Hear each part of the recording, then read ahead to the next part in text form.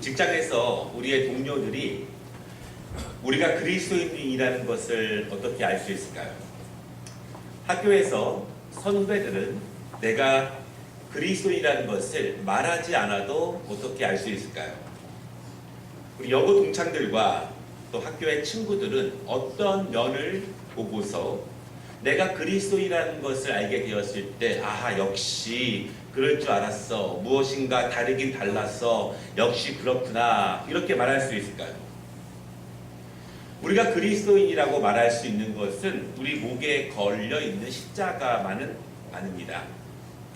내가 꼭 성경책을 가지고 있어서가 아니고, 내가 교회에 간다고 말하지 않아도 내 주위 사람들이 내가 그리스도인이라는 것을 과연 어떻게 알 수 있을까요?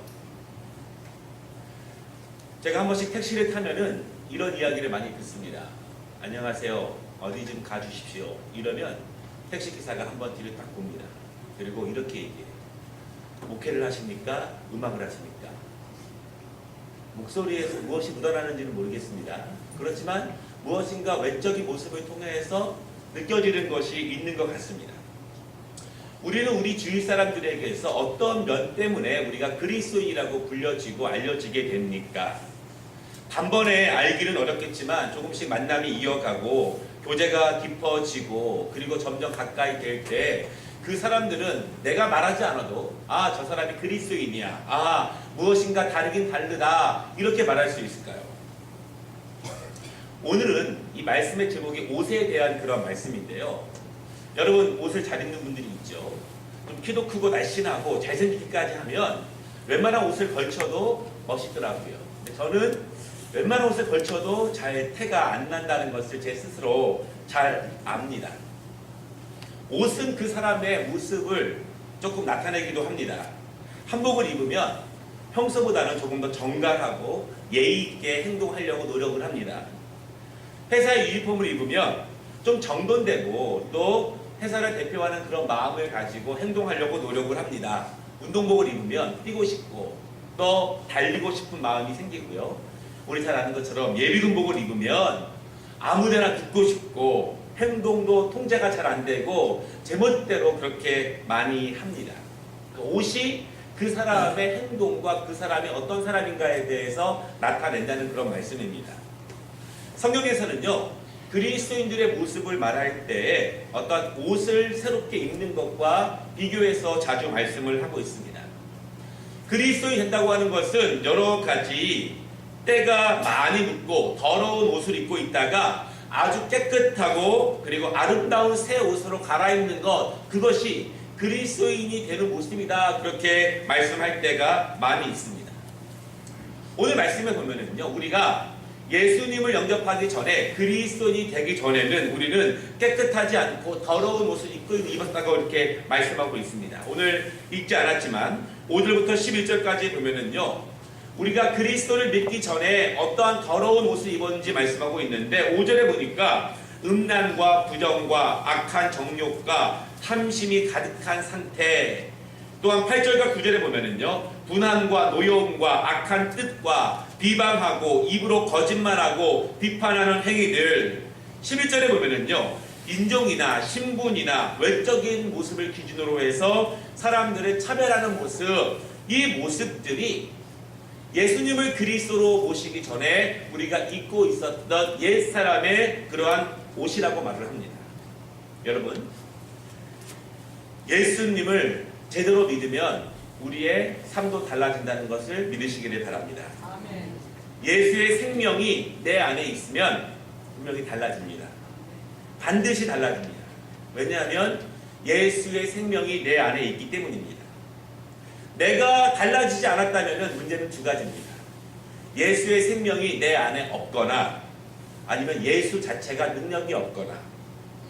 오늘 말씀 가운데 보면은요, 예수님을 그리스도로 영접하고 내 주인으로 모실 때 우리는 옛사람이 입고 있었던 그 더러운 옷을 벗어버리고 그리스도가 주시는 새롭고 강건한 옷으로 입게 된다, 그렇게 말씀하고 있습니다.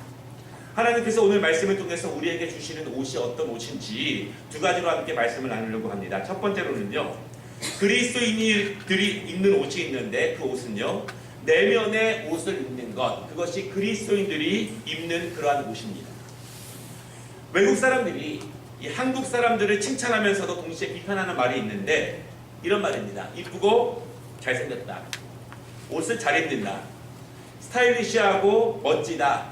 특별히 한국 드라마나 영화나 K-팝들 이러한 모습들을 바라보면서 한국 사람들의 외형적인 모습이 너무너무 아름답고 멋지고 훌륭하다. 그런 이야기를 많이 합니다. 그런데 이 말은요, 동시에 비판의 말이 되기도 합니다. 한국 사람들은 너무 외적인 것에만 치우친다. 외형은 좋은데 내면은 글쎄. 옷은 멋지고 외모는 아름답지만 실제 그 외형적인 것만 보고 같이 교제하다 보면은 그 내면의 아름다움은 외적인 것에 미치지 못한다. 그런 이야기들을 많이 하고 있습니다. 사실 우리는요, 외형적인 것도 중요하지만 내면적인 것을 채우고 내면적인 것을 가꾸는 것이 더욱더 중요하기도 합니다. 우리가 무엇을 배웁니다. 공부를 합니다. 무엇을 경험합니다. 사실 이러한 것들의 가장 중요한 목적은 내 내면을 먼저 채우는 것입니다. 우리는 지금 열심히 공부를 합니다. 왜 열심히 합니까? 사실 지금은 우리의 외형적인 면을 채우기 위해서 공부를 합니다. 좋은 대학교, 높은 자리, 그리고 또한 공부를 통해서 더 좋은 직장을 얻기 위해서 외형적인 것을 위해서 공부를 하지만 원래 공부의 의미는 그것이 아닙니다. 공부를 통해서 깨닫고 내면을 가다듬고 채우고 비우고 더 깊이 더 넓게 생각하는 것을 배우는 것이 원래 공부의 목적입니다. 여러분 선비들이요, 글 공부를 합니다. 그러면서 깨우칩니다. 그러면서 내면의 덕을 쌓아가고 내면의 깊이를 더욱더 깊이 합니다. 세상의 이치와 사람들이 마땅히 행해야 될 것들을 배우게 됩니다. 자연의 법칙을 배우게 되고 바르고 아름다운 세상이 어떤 세상인지에 대해서 내면 깊숙한 것으로부터 배워나가는 것이 사실은 공부의 원래 목적입니다. 그 원래 목적이 없이 외형적인 것만 치우치게 되면 사실은 그 사람들의 지식은 이 땅을 위해서 아름답게 발휘되지는 못하는 경우들이 굉장히 많이 있습니다. 우리가 성경을 배웁니다. 말씀을 듣습니다. 성경 공부를 합니다. 성경을 읽습니다. 사실 이것도 사실은 말씀을 통해서 우리의 내면을 채우는 것이 일차적인 목적입니다. 하나님이 어떤 분이신가에 대해서 배우고 하나님의 뜻이 무엇인가를 배우고 무엇이 하나님을 기쁘시게 하는가를 배우고 내 내면을 어떻게 다스리고 내 옛사람을 어떻게 우리가 만들고 내 나쁜 습관들을 어떻게 버리고 나를 되돌아보고 나를 채우게 하는 것, 이 내면에 있는 것이 하나님 말씀의 일차적인 목적이라는 사실을 여러분 믿으시기를 바랍니다. 외적인 것도 중요하지만 내적인 것이 충만하지 않은 외적인 모습, 외적인 직분, 외적인 그리스도인이라는 타이틀, 아무런 능력이 없다는 것을 우리가 다시 한번 생각해 보아야 합니다.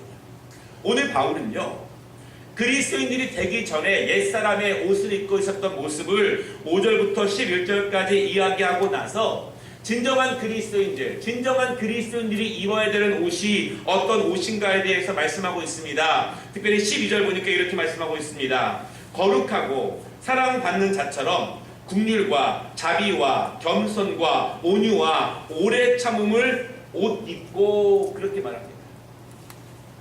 이제 그리스도를 영접하고 그리스도를 주님으로 모시고 사는 사람들은 이러한 모습들을 옷 입는 것입니다.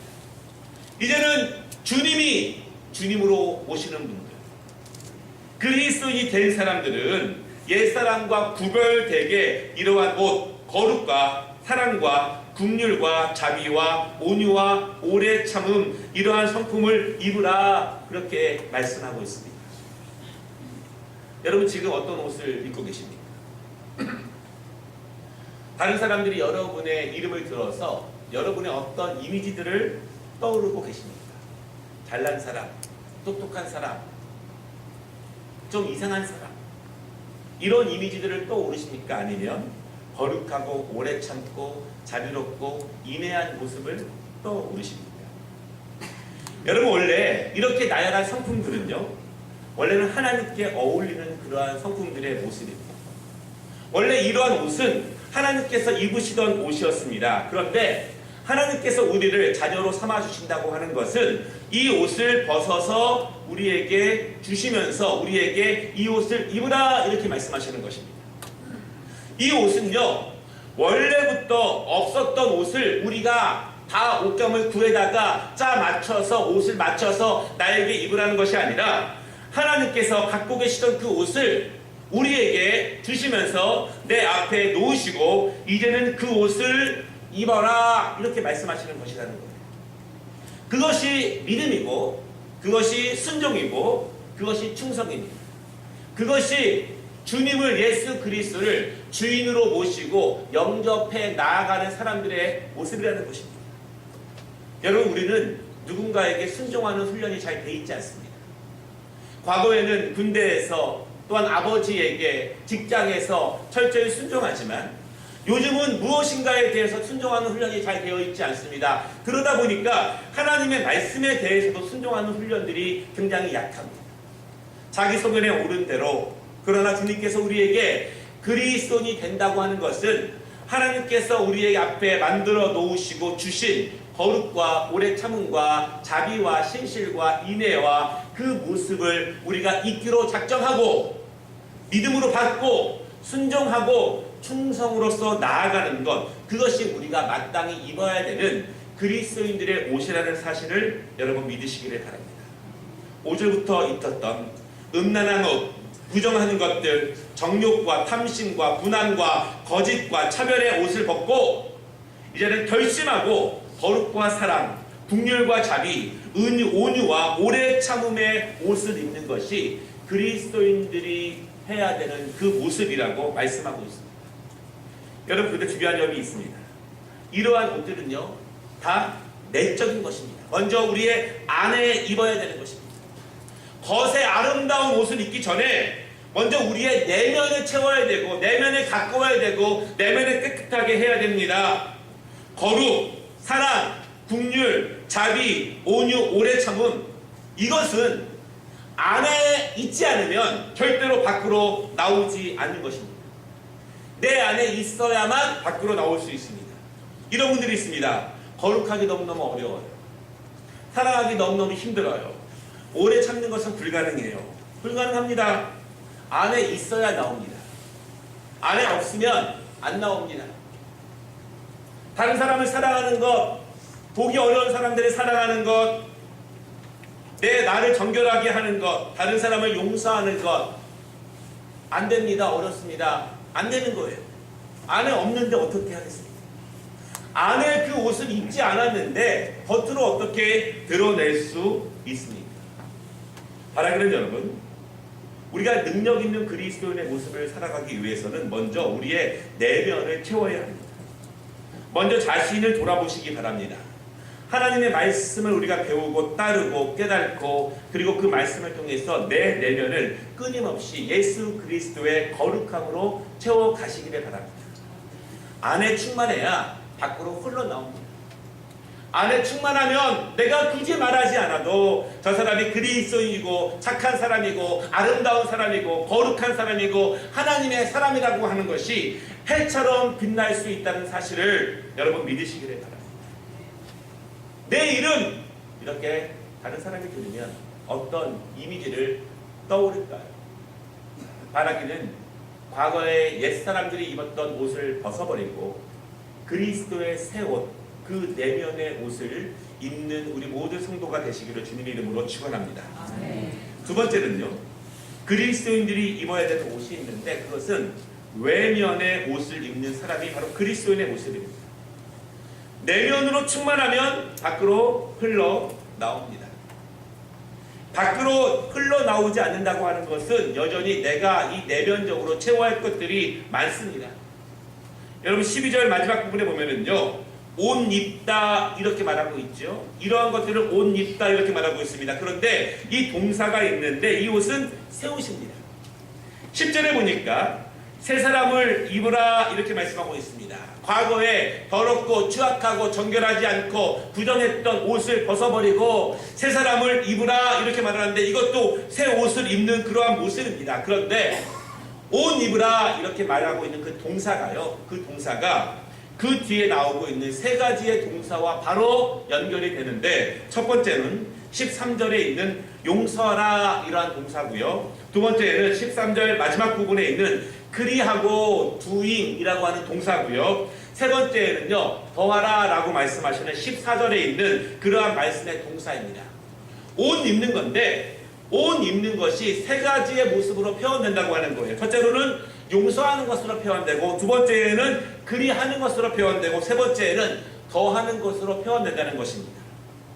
여러분, 내적인 것이 충만하게 되면 밖으로 흘러나오게 되는데, 흘러나옴의 첫 번째 옷은 13절 용서하라 그렇게 말씀하고 있습니다.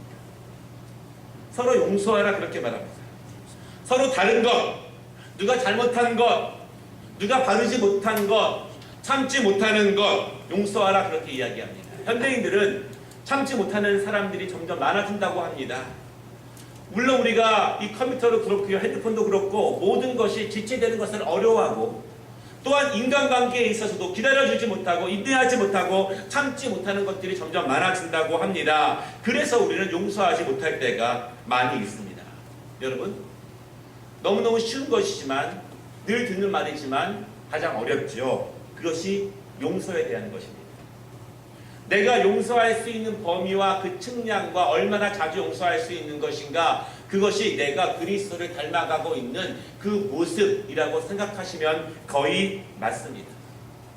주님은 우리에게 뭐라고 말씀하고 있냐면, 그리스도가 너를 용서한 것처럼 너희도 용서하라 그렇게 말합니다.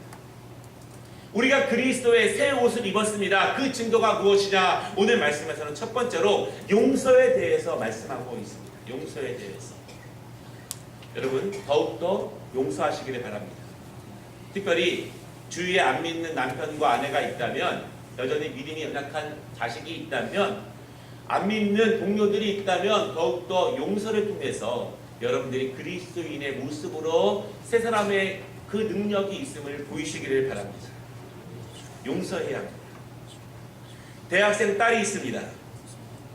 하루는 어떤 문제 때문에 엄마와 싸우는데요, 죽기 살기로 싸웁니다. 엄마와 딸이 서로 지지 않으려고 합니다. 목소리가 계속 올라갑니다. 웃으시는 어머니들 있습니다. 예. 물건이 부서집니다. 원수를 만나듯이 처절하게 싸웁니다. 딸이 밤에 집에 가다가 포장마차를 지나가고 있는데, 포장마차에서 순대볶음이 맛있게 팔고 있는 거예요. 그 모습을 보고 사진을 찍어서 카톡으로 엄마에게 문자를 보냈습니다. 엄마 맛있겠지? 그때 엄마가 바로 답장을 했습니다. 너는 내 딸이 분명히 5분 내로 사가지고 와. 처절하게 원수같이 싸워도 아무렇지 않은 듯이 용서할 수 있는 것이 이 관계입니다. 70번씩 7번이라도 그리스도는 우리가 용서하기를 원하셨고, 우리는 충분히 할 수 있습니다. 우리는 그 용서의 모델을 하나님께서 부모가 자식에게 대한 무한한 용서를 통해서 우리가 그리스도의 이름으로 능력으로 용서할 수 있음을 우리에게 알게 하시고 배우게 하셨습니다. 여러분, 용서가 충만한 것이 내 믿음이 충만한 것으로 믿으시기를 바랍니다. 두 번째, 옷 입으라 이 동사가 13절에 있는 너희도 그리하라 이런 말씀으로 이어진다고 말씀을 드렸습니다. 무엇을 그리하라 이런 말일까요? 여러분, 원래는요, 이 세 가지의 동사 가운데서 너희도 그러하라 이 동사가 원래는 제일 처음에 나옵니다. 그런데 한글 성경에는 두 번째 나오죠. 원래는 제일 처음에 나오는 동사가 너희도 그리하라 이렇게 말합니다. 그런데 그리하라 이 동사의 뜻이 무엇이냐면, 영어로는요 명백하게 이 단어의 뜻이 나옵니다. 뭐라고 말하고 있냐면 bear 이렇게 말하고 있습니다. 어떤 뜻이냐면요, 아이를 낳을 때 이 단어를 씁니다. 그리고 열매를 맺을 때 이 단어를 씁니다. 이 단어로 시작되는 거예요. 너희도 그리하라 이 말은 bear 이런 말인데, 아이를 낳다, 열매를 맺다 이런 뜻으로 사용된다는 것입니다. 둘 다 극심한 고통이 필요하다는 이야기예요. 둘 다 오랜 시간의 노력이 필요하다는 것입니다. 너희도 그리하라 이 말을 할 때에는 아이를 낳는 것처럼 그리하는 것이고, 풍성한 열매를 씨를 뿌리고 기다리는 것처럼 그렇게 하라는 것입니다. 너희도 그리하라, 즉흥적으로 쉽게 그렇게 할 수 있는 것이 아니라 각고의 노력과 최선을 다해서 힘을 다해서 아이를 낳는 어머니의 심정으로 열매를 맺기 위한 농부의 심정으로 그리스도의 새 옷을 입었으면 그 성품을 우리가 그대로 살기 위해서 그렇게 노력하고 믿음으로 나아가라. 그 아름다운 성품을 생산해내라. 열매를 맺어라. 출산하라. 이렇게 말하고 있습니다. 이 말은요, 그리스도를 내가 주님으로 영접한다고 해서 그 성품들이 자동적으로 나한테 있다는 것이 아닙니다. 우리가 말씀을 듣고 깨달았으면 노력하는 것입니다. 얼마큼? 정말 최선을 다해서. 다른 것보다 더욱더 최선을 다해야 합니다. 더욱더 열심히 노력해야 합니다. 제가 어디 신방 가서 이런 말씀을 드렸습니다. 규칙적으로 기도하십시오. 규칙적으로 시간을 정해놓고 말씀을 보십시오. 그런데 이것은 내가 어제처럼 똑같이 살다가 오늘 조금 더 말씀과 기도의 시간을 투자하는 것이 아닙니다. 이제는 그것이 아니라 내가 말씀과 기도를 더 중심에 두는 완전히 새로운 모습으로 내가 변화되는 것입니다. 그렇게 말씀을 드렸습니다. 우리는 각오합니다. 기도 열심히 해야지, 말씀 잘 봐야지, 순종해야지. 그런데 하던 것 그대로 하면서 조금 더 하는 것, 조금 더 하면서 그렇게 한다고 말을 합니다. 여러분, 그렇지 않습니다. 이제는 조금 더 하는 것이 아니라 그것이 나에게 온전한 중심이 되어야 하는 것입니다. 그리스도의 새 옷을 입었으면, 주님을 내가 주인으로 모신다면 그 성품을 생산해내고 낳고 출산하고 만들어내기 위해서 최선의 노력과 각고의 노력을 통해서 나아가라. 그 말이 오늘 말씀하고 있는 너희도 그리하라, 이런 말씀입니다. 사랑하는 여러분, 우리 모두는 예수님을 닮아가기를 원합니다. 아멘? 아멘. 그것은 그냥 기도만 한다고 되지는 않습니다. 물론 기도도 해야죠.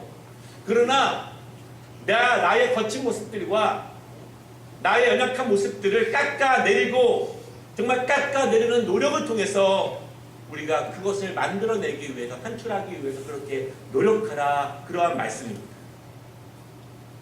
제가 왕자와 거지 이야기를 가끔 비유로 드린 적이 있습니다. 한 번 더 말씀을 드리겠습니다. 왕궁에 왕자가 태어났습니다. 그런데 동시에 저 거지 마을에서도 아이가 하나 태어났습니다. 이 왕자가 자라면서 궁전에서의 생활이 행복했지만 궁전 밖의 생활이 너무너무 궁금했습니다. 그래서 어느 날 몰래 밤을 넘어서 일반 속세로 나갔습니다. 그런데 궁전과는 너무 다른 거예요. 너무너무 재미있고 처음 보고 신기한 것들이 정말 많습니다. 시간 가는 줄을 모르고 놀게 됩니다. 다시 궁전으로 돌아갈 시간이 됐는데 돌아가기 싫은 거예요. 그때 우연히 자기하고 똑같이 생긴 아이를 보게 되었습니다. 근데 그 아이는 거지예요. 얼굴은 똑같은데 거지지요. 어떻게 합니까? 여러분, 이 왕자가 자기의 옷을 벗어서 그 거지에게 입혀줍니다. 서로 옷을 바꿔 입어요. 그리고 이 거지에게 얘기합니다. 이제 네가 궁궐로 돌아가라. 왕자 행색을 해라. 나는 더욱더 놀다가 갈 것이다. 이렇게 이야기합니다. 그리고 왕자는 거지 옷을 입고 마음껏 놀고 거지가 왕자의 옷을 입고 궁궐로 들어갔습니다. 그런데 희한합니다. 이 거지는요, 어리둥절하고 뭐가 뭔지 모르겠습니다. 어떻게 말하고 어떻게 해야 왕자처럼 행동하는지를 잘 모릅니다. 그런데 사람들이 그 거지에게 굽신거립니다. 왕자님 그렇게 말합니다. 거지처럼 행동하고 거지처럼 말하는데도 신하들은 이 아이를 왕자님이라고 모십니다. 왜 그렇습니까? 이 왕자의 옷을 입었기 때문에 그렇습니다. 왕자의 옷을 입었기 때문에 왕자라고 그렇게 모십니다. 여러분, 그렇지만 진짜 왕자가 되려면 어떻게 해야 됩니까? 진짜 왕자가 되려면 왕자가 말하는 법을 배워야 되고 왕자가 행동하는 법을 배우고 노력해야 합니다. 지금 우리의 모습은요, 그런 것이에요. 우리는 거지처럼 연약하고 부족하지만 믿음으로 주님을 고백해서 하나님이 우리에게 왕자라고 하는 그 옷을 입혀주셨습니다. 이 상태입니다. 이제는 우리가 그 옷을 입고 있는 순간 사탄이 우리를 어떻게 할 수 없습니다. 우리는 하나님의 자녀가 되었고 하나님의 왕자와 공주가 되었습니다. 그런데 이제 진정으로 능력 있는 그 궁전에서 살만한 믿음의 사람이 되기 위해서는 우리의 언어, 우리의 행동, 우리의 삶의 스타일, 옛사람, 그리스도를 모시기 전의 모습에서 이제는 그리스도를 모신 모습으로 부단히 노력하며 열심히 행하며 나아가는 것, 그것이 참다운 진정한 왕자의 모습이 되는 그 모습입니다. 우리는 그것을 위해서 더욱더 노력해야 합니다. 자동적으로 생기는 것이 아니라 더 열심히 각고의 노력을 더 해야 한다는 그런 말씀입니다. 말씀을 마치겠습니다. 옷 입으라고 하는 세 번째 동사, 세 번째 옷은요, 14절에 있는 사랑을 더하라 이런 말씀입니다. 이 모든 것 위에 사랑을 더하라 이렇게 말합니다. 거짓과 탐심과 음란과 부정의 옷을 벗어버리고 이제는 거룩과 긍휼과 자비와 겸손과 온유와 오래 참음의 옷을 입는 것이 그리스도인이 된 모습입니다. 그 위에 외투를 큰 거를 걸치는 거예요. 근데 그 외투가 무엇이냐면 사랑이라는 외투를 걸치는 것입니다. 우리는 무엇을 해도 사랑이 없으면 아무 소용이 없습니다. 사랑이야말로 그리스도인들의 진정한 모습입니다. 기도를 잘해도, 전도를 해도, 봉사를 해도 사랑이 없으면 우리는 깽가리 같아요. 오래 참는 것, 거룩한 것, 자비로운 것, 인내한 것 다 사랑 안에 속해 있는 것입니다. 우리의 친구들이, 직장 동료들이, 나의 동창들이, 세상 사람들이 우리의 어떤 모습을 보고 정말 저 사람은 다른구나, 정말 그리스도인이구나, 무엇을 보고 압니까? 여러분, 결국은요 사랑을 보고 압니다. 사랑 외에는 우리가 그리스도인이라는 것을 증명할 수 있는 것이 아무것도 없다는 것을 여러분 믿으시기를 바랍니다. 거룩과 자비와 오래 참음과 온유한 마음을 가지고 우리가 살아가는 것입니다. 그러나 내가 하는 것이 아니라 오늘 17절 말씀 마지막에 보면요, 무엇을 하든지 그리스도의 이름으로 하라. 그리스도의 옷을 입었기 때문에 그리스도의 이름으로 하는 것이 마땅합니다. 내 의지로 하는 것이 아닙니다. 내 감정으로 하는 것이 아닙니다. 그 옷을 입었으니 주인 되신 예수 그리스도께서 말씀하시는 대로 순종하면서 하는 것입니다. 바라기는 여러분, 순종하는 훈련을 더욱더 기르시기를 바랍니다. 하나님이 말씀하신 것, 내가 힘들어도 어려워도 순종하는 것입니다. 대강하는 것이 아니라 정확하게 하는 것입니다. 가감하지 말고 분명하게 그렇게 살아갈 때 하나님이 우리를 그 옷에 합당한 능력과 아름다움으로 더하실 것을 분명히 믿으시기 바랍니다. 기도하겠습니다. 하나님 아버지, 우리는 믿음으로, 오직 믿음으로